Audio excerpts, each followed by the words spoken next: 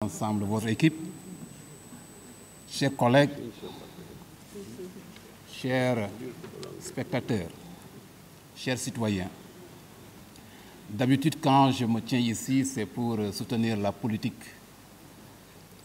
du gouvernement proposée par son Excellence Macky Sall, un leader que j'ai choisi depuis mon tendre enfance alors que j'étais à l'université. Aujourd'hui, ce n'est pas cette politique que je soutiens, mais je vais communiquer sur un autre sujet différent de ces sujets-là qui nous unissent tous les jours depuis 2012, où j'ai eu la confiance des Sénégalais. Monsieur le Président, il s'agit de cette question de passeport diplomatique qui a défrayé la chronique depuis le 6 septembre 2021. Chers collègues, je ne prends pas la parole pour clore le débat.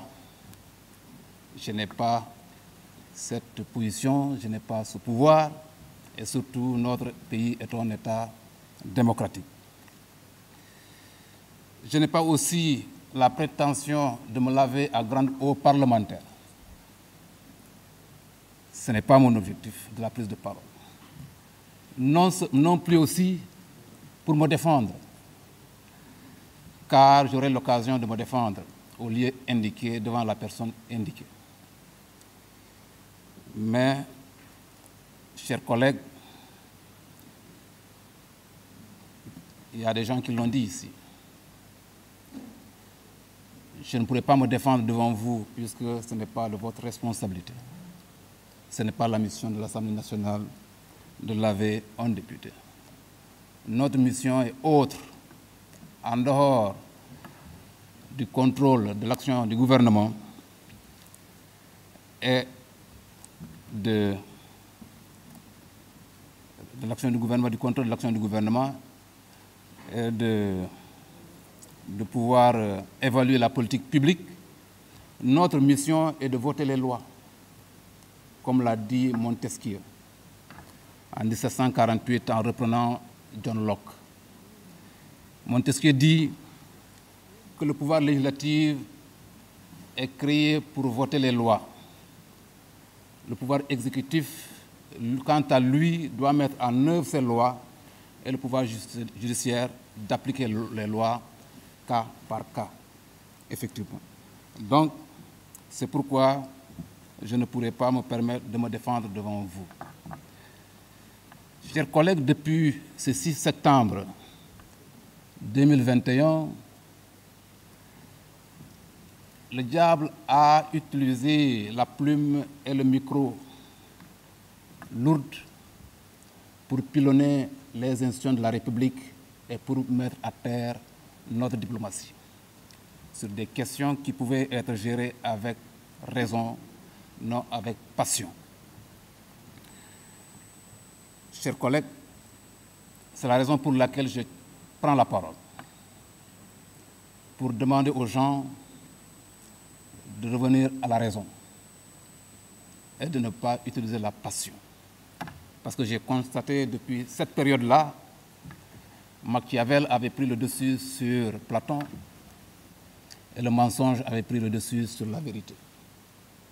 Or, cela ne devrait pas être le cas. La passion, chers collègues, est un danger, puisque la passion divise. La passion apporte la tragédie. La passion crée des conflits. Donc, si nous la laissons et choisir la raison, nous aurons beaucoup à gagner. Nous aurons à gagner par rapport à l'unification de ce pays. Nous aurons à gagner à unir les cœurs, mais nous aurons à gagner à avoir les mêmes convergences, mais à rétablir les vérités partout. C'est l'objet de ma prise de parole. Ma prise de parole est motivée, chers collègues, Monsieur le Président, Monsieur le Ministre. D'abord, il faut que nous prions pour El Hadji Diadji Condé. c'est un citoyen sénégalais que nous n'avons pas le droit d'abandonner. Certes, il a commis une erreur par présomption, mais il a une famille aussi. Le défi de tout citoyen, c'est de permettre à ce que, à chaque fois qu'un citoyen est au bord de l'écroulement, de lui tendre la main et de le relever. Priez pour El Hadji Condé, pour que Dieu soit avec lui là où il est, pour que Dieu lui accorde la lucidité de supporter les fardeaux qu'il considère être posés sur lui. Chers collègues, priez pour Dadji Condé puisque la volonté du peuple, c'est que nos pensées soient, pour nous citoyens, des pensées accomplies, que nous soyons des citoyens accomplis et responsables. Donc, Dadji a besoin aujourd'hui qu'il soit un homme responsable, même s'il est dans des difficultés. La nécessité pour lui est qu'il assume ses responsabilités et les conséquences de ses actes. C'est ça l'être humain. La prière est capable de tout. Quand on se dirige vers l'obscurité, de vous ramener de l'obscurité vers la clarté. Parce que le peuple en a besoin, puisque la question des passeports diplomatiques aujourd'hui est une question très importante, qui permettrait à ce que, quand elle sera réglée, que le pays retrouve la sérénité. C'est pourquoi en cela, il faut qu'on prie pour lui. Car cette responsabilité qui permettra à ce que la vérité jaillisse, et elle doit jaillir. Puisque en réalité, s'il fut sa responsabilité, c'est que la vérité ne jaillira pas. C'est pourquoi Job, dans la Bible, disait au chapitre 19, verset 4, « Si réellement j'ai péché, seul j'en suis responsable. » Ça, vous le lisez dans une version de la Bible. Dans une autre version, vous allez le lire peut-être un peu avec des termes différents, mais avec la même pensée, en disant, en admettant que j'ai commis une erreur, c'est avec moi que logera cette erreur.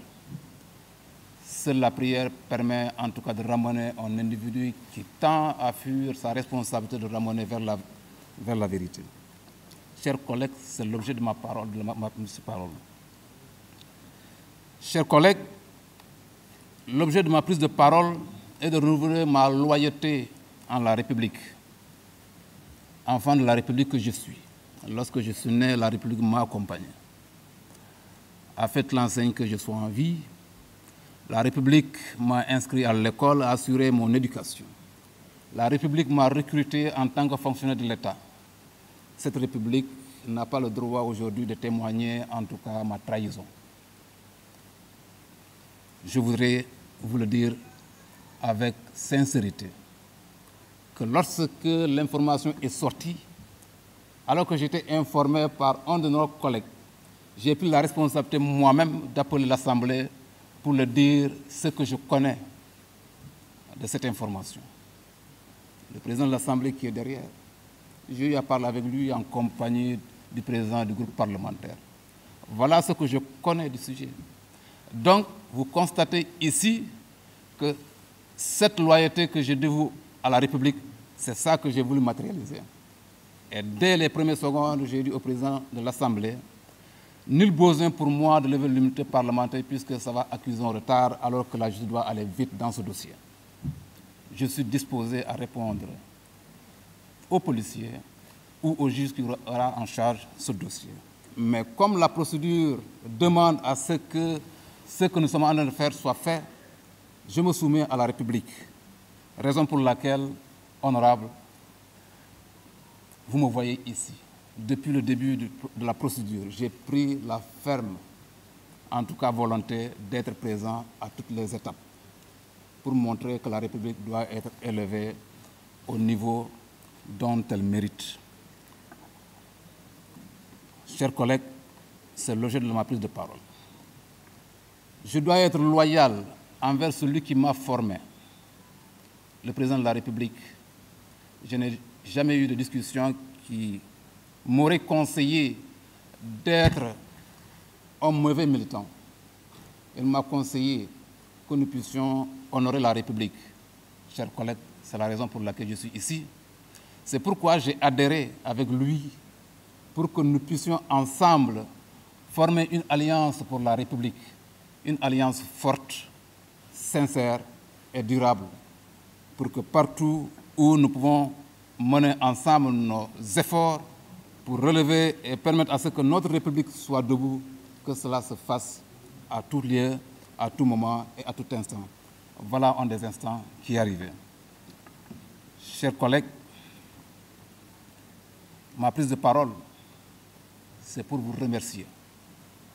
Remercier chacun de vous, parce que j'ai vu en vous le soutien. Beaucoup m'ont envoyé des messages, beaucoup m'ont parlé frontalement, beaucoup quand même m'ont écrit sous une autre forme.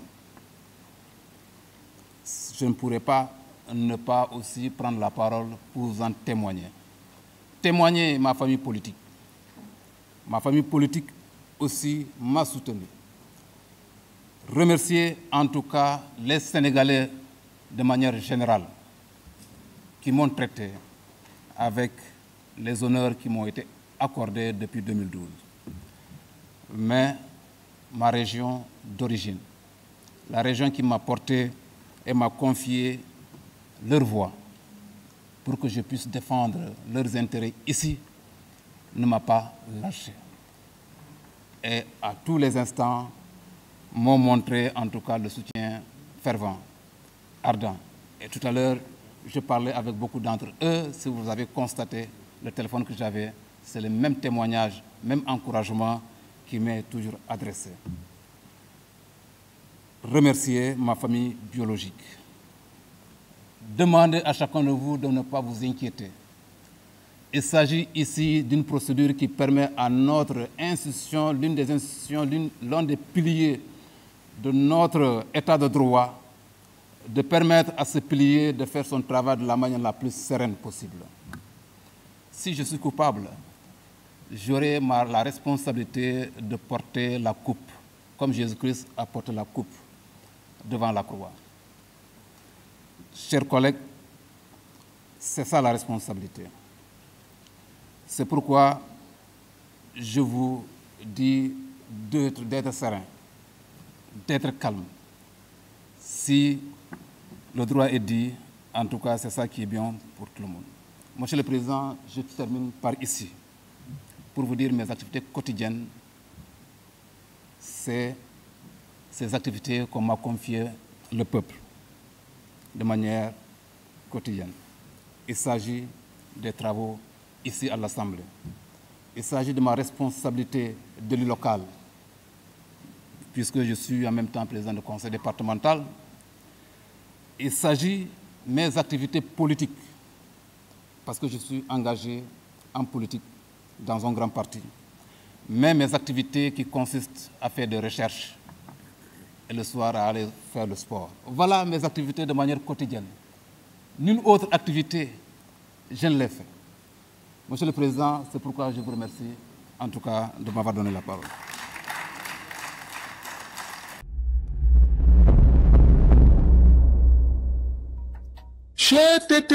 mais yow sa waay yow fu ñu la fekk yaa ngi ci kanamu ordinateur bi wala sa kanamu tablette ba sa téléphone portable lu xew.